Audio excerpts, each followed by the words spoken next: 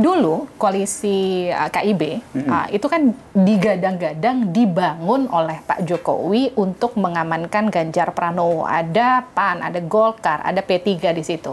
P3 ya dia balik ke PDIP karena memang PDIP dukung Ganjar. Tapi yang jadi pertanyaan dan yang cukup membingungkan kenapa kemudian PAN dan juga Golkar merapat langsung tiba-tiba di hari yang sama mendukung Pak Prabowo. Itu kan kemudian analoginya jadi oh ya betul, arahan Pak Jokowi ke Pak Prabowo. Ya gini, jadi KIB itu ada sebuah koalisi yang dibentuk berdasarkan kesepemahaman yang sama bahwa tiga partai ini melihat momentum waktu itu, yuk kita bareng, kita membentuk sebuah koalisi dalam rangka membangun komunikasi politik. Jadi bukan disiapkan untuk Pak Ganjar.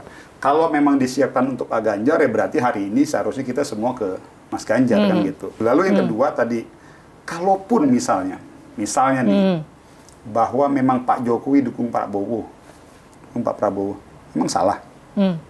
Ya selama etika pemerintah, etika beliau sebagai presiden dan sebagai warga negara itu tidak diabaikan, saya pikir sah-sah aja. Nah, dari sisi Pak Jokowi sebagai pribadi presiden, pribadi warga negara, ya sah-sah saja juga sebenarnya beliau mau dukung Pak Prabowo. Jadi menurut saya sih itu bukan, it's not a big deal.